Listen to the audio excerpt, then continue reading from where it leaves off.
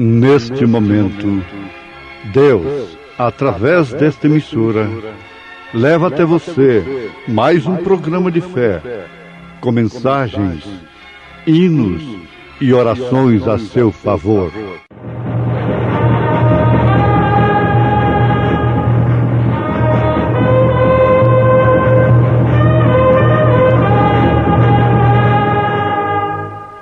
Fé para vencer. Somente crer, somente crer, tudo é possível, somente crer. Visto como o seu divino poder nos deu tudo que diz respeito à vida e piedade, pelo conhecimento daquele que nos chamou, por sua glória e virtude, pelas quais ele nos tem dado grandíssimas e preciosas promessas, para que por elas fiqueis participantes da natureza divina, havendo escapado da corrupção que pela concupiscência há no mundo.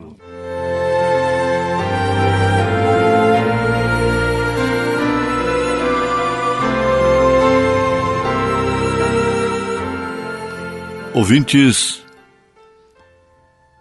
conforme temos meditado, Deus usou homens representando a si próprio, representando a Ele, a Deus.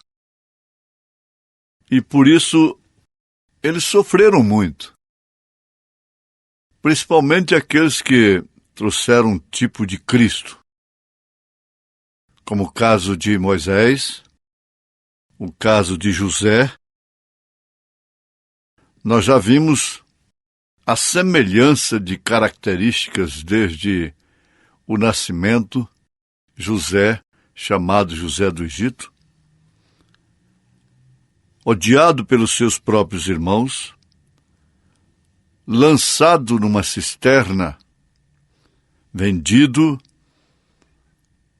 e, por fim, ele se assentou no trono. E logo, ninguém podia chegar a Faraó a não ser através dele. Ele controlava o mundo daquele dia. Teve inspiração, foi um profeta de Deus, inclusive para interpretar sonho. Ele preveniu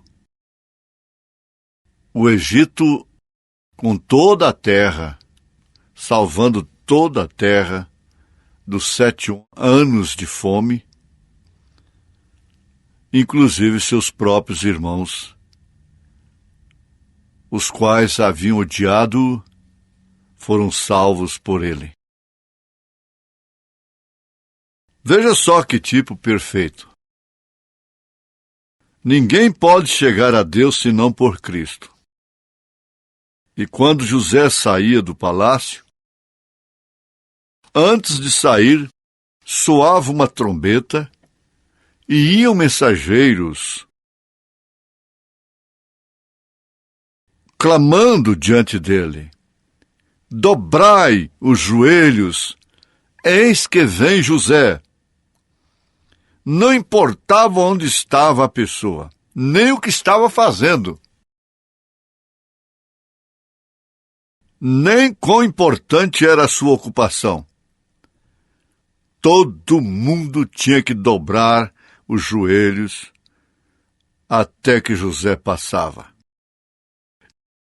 E num desses dias, o profeta afirma isso de uma forma muito precisa, oportuna, categórica, ungida. E num desses dias, quando a trombeta soar, todo joelho se dobrará e toda língua confessará, quando Cristo, nosso José, descer de sua glória. Naquele dia, seu trabalho já não terá importância. Não há circunstância que vai te impedir de estar naquela reunião. É porque eu tenho que fazer tal curso, eu tenho que prosperar, eu tenho que ver meu futuro. Principalmente as mulheres têm que preparar o futuro. Os homens decaíram tanto que as mulheres é que têm que pensar no futuro. Mas naquela hora, ninguém terá futuro. Ninguém tem que preparar para coisa nenhuma agora. Todo joelho se dobrará e toda língua confessará que ele é o Filho de Deus. Isso é certo? Ninguém discorda. Nenhuma ala evangélica discorda com isso. A exemplo de José, temos Davi. Ei, mas é bom trabalhar nesta linha. Alguém diz, isso é tipologismo. Jesus foi um tipologista? Deus é tipologista. Esses homens todos foram tipos. Como a Jezabel foi um tipo da mulher moderna de hoje, não é? Está aí. Então, Davi chegou a ser um rei. E um rei rejeitado. Foi destronado por seus irmãos e seu próprio filho estava contra ele. Aquele que se fez de nazireu, deixou os cabelos longos. E por fim, aqueles cabelos serviram para ele ficar dependurado no galho de uma árvore, onde ele recebeu o que merecia, a morte. Trabalhando contra o próprio pai. É aquele bastante liso que fica na porta da igreja, convidando para comer juntos. Ele ficava ali perdoando impostos e sendo bonzinho, o bonzinho. Mas, na verdade, ele tinha um espírito terrível. Davi subiu ao Monte das Oliveiras, contemplando a cidade a qual ele muito amava. Ele chorou, porque ali estava seu próprio povo ao qual havia servido e lhes havia ensinado acerca de Deus. Jerusalém. Belém. Em Belém, então, ele tinha uma fonte que lhe deixou saudades. E seu próprio povo expulsou, até lhe tiraram as coisas. E lhe cuspiram e zombaram dele. E sendo rejeitado, subiu ao monte. Rejeitado por quê? Oh, que tipo perfeito! Tão perfeito, do Filho de Deus. Isso foi 800 anos antes, mais ou menos. Ele também foi um rei rejeitado dentre seu próprio povo. A exemplo de Davi, ele se assentou no Monte das Oliveiras, chorou sobre Jerusalém, como um rei rejeitado. Que foi isto? Que mistério é este? Que significa isto? Deus, refletindo-se naqueles profetas, refletindo a Cristo. Quando veio o que era perfeito, aniquilou tudo o que era em parte, encampou, sujeitou. Ora, o importante é saber que tudo isto logo acontecerá novamente. Em seu poder, em sua virtude, agora não de rei rejeitado, com poder de glória para que todos tenham tempo de se ajoelhar. Agora veja, você guarde isso, não tem tempo agora. Se dobra diante das circunstâncias, tudo bem, mas vai chegar a hora, o momento que nada disso vai atrapalhar, vai impedir.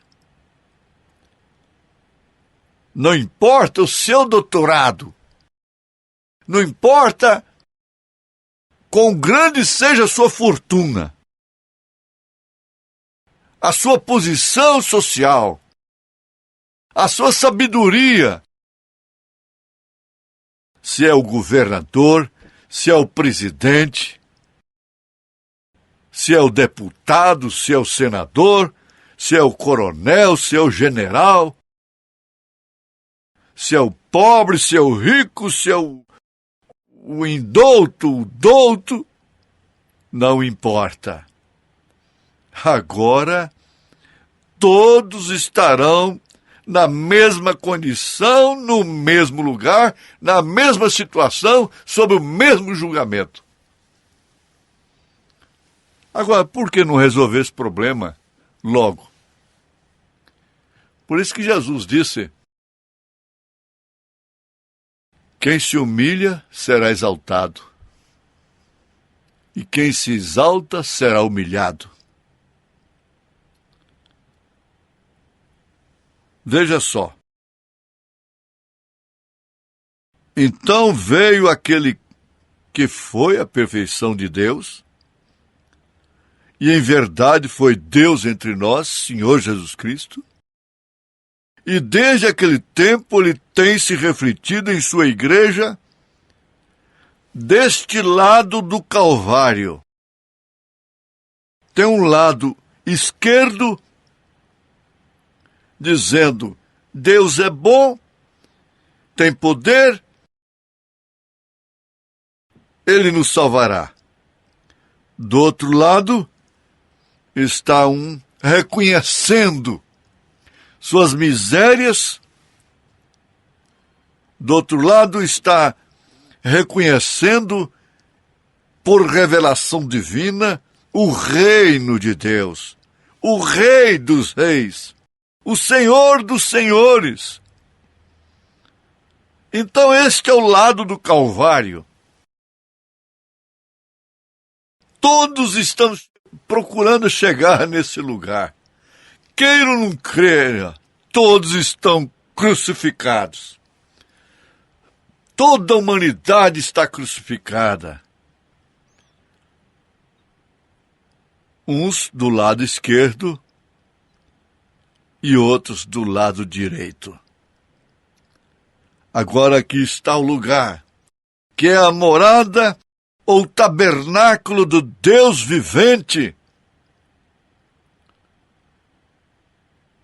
O tabernáculo, que é a morada do Deus vivente.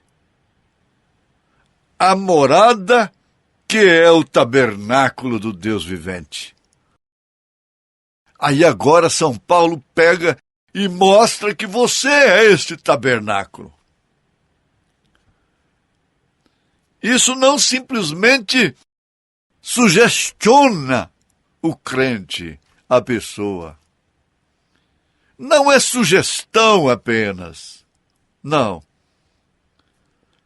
é ponto determinante da vida cristã. É, de fato, uma coisa que se vive, se experimenta. E não adianta ninguém dizer para você que não é assim. Não há nenhuma interpretação, por mais sábia que seja, que venha de PhD, de DDT, de mais D por aí, que possa te convencer, ao contrário de uma experiência vivida. Qual era a interpretação que podia levar a Maria a descrer da sua própria experiência? Ela sabia de quem ela havia concebido. Não adiantava nenhum argumento. Por isso ela não se escandalizou. Ela foi até a cruz. E depois estava no Pentecostes para ser cheia do Espírito Santo. E Pedro vem e diz, 2 Pedro, capítulo 1, vós também, pondo nisto mesmo toda diligência, todo interesse. Por que que você prospera? Porque você se torna indiferente a tudo. Até mesmo para com a família. Até mesmo para com Deus. Você deixa de buscar a Deus em primeiro lugar. Para buscar as coisas materiais. A segurança do futuro. Nisto você põe diligência. Isso é próprio do homem. Mas Pedro está falando, vós também pondo nisto mesmo toda diligência, todo interesse. Acrescentai a vossa fé a virtude, e a virtude a ciência, e a ciência a temperança, e a temperança a paciência, e a paciência a piedade, e a piedade amor fraternal, e o amor fraternal caridade, que é amor. Porque se em vós houverem e abundarem estas coisas, não vos deixarão ociosos, nem estéreis no conhecimento de nosso Senhor Jesus Cristo. Aleluia! Veja isto, 2 Pedro, capítulo 1, 5 ao 8. Pedro nos tem dado aqui um contorno geral de como chegar àquele lugar da estatura do varão perfeito, sobre a qual acoplará, virá a pedra de coroa, que é o amor ágape. Sem isto, não há arrebatamento. Então está aí, um grande galho da mensagem, o sinal. A estatura do varão perfeito. Pregada, escrita, vivida pelo nosso irmão apóstolo Pedro. Agora, a gente que tem uma porção destas virtudes, uma porção, ciência, temperança, paciência, etc. E que às vezes não professam ser cristãs. Pessoas que nem professam ser cristãs, às vezes são pacientes, temperantes,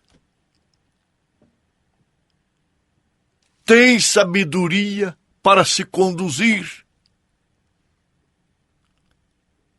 Agora, nós estamos estudando isto como uma lição endereçada aos crentes. São Pedro, como os demais, escreveram suas cartas endereçando-as à igreja, aos crentes. Há pessoas que têm uma porção destas coisas que nem sequer fingem ser cristãs. Por isso não serve.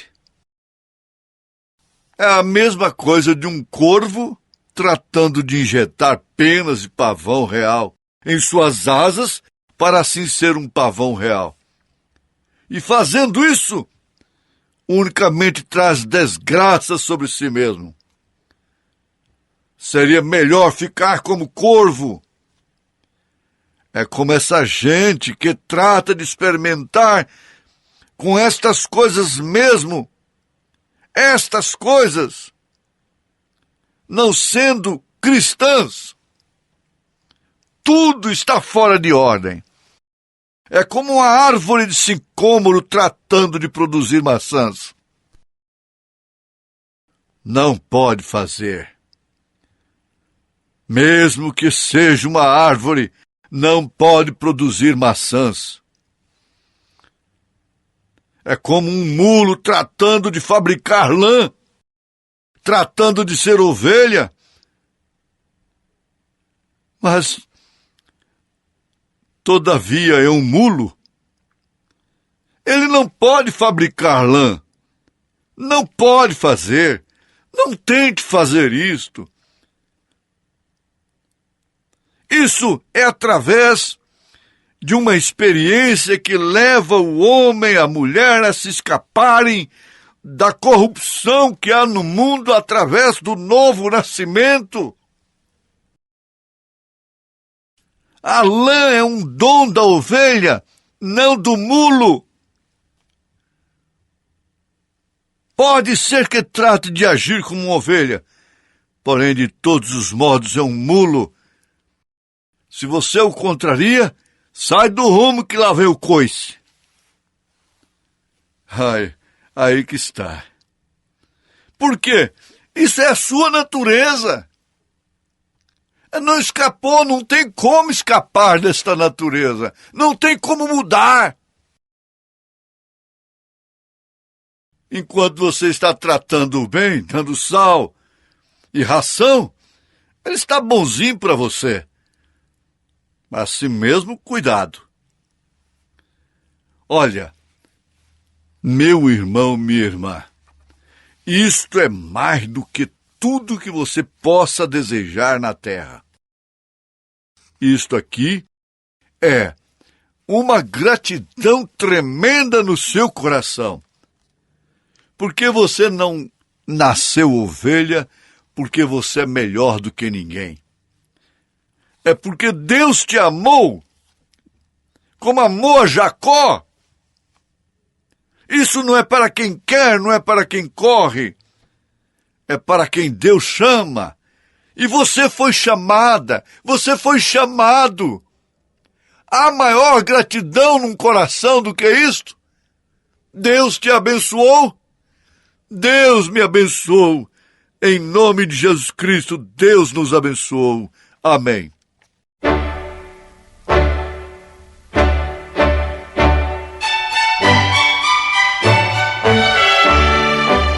Ouvintes, volte a nos ouvir amanhã novamente neste mesmo horário, nesta emissora, se o Senhor nos permitir, com fé no Filho de Deus, a fé que vence o mundo. Ouve a voz do bom pastor.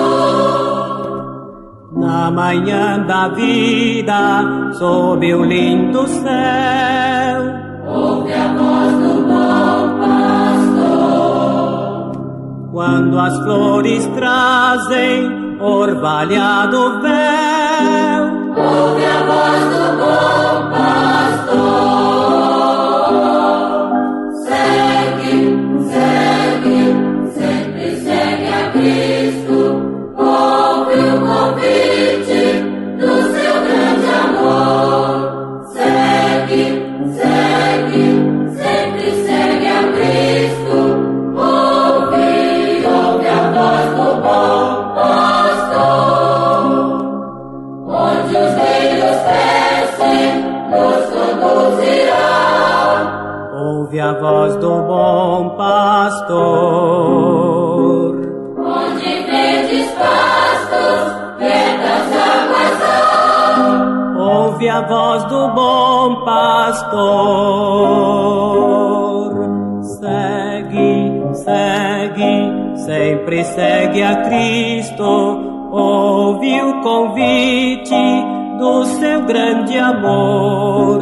Segue, segue, sempre segue a Cristo. Ouve, ouve a voz do bom pastor. Se nos montes frios um cordeiro errar, ouve a voz do bom pastor.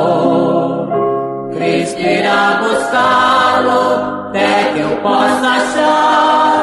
Ouve a voz do bom pastor. Segue, segue, Sempre segue a Cristo. Ouve o convite do seu grande amor. segue, segue, Sempre segue a Cristo. Ouve, ouve a voz do bom pastor.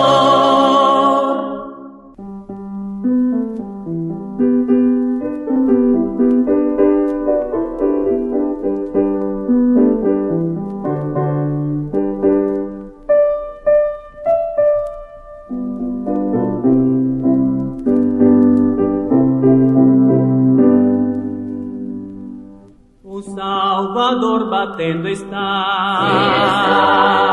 O Salvador batendo está. Oh, não ouves a voz de Cristo. O Salvador batendo está. Ele te ama. o Salvador batendo está, sim está. Ele te chama. O Salvador batendo está, sim está. Oh, não ouvis a voz de Cristo, o Salvador batendo está. Cristo está batendo sempre com insistência, abre-lhe a porta sem tardar. Com ternura está chamando, o Salvador batendo está.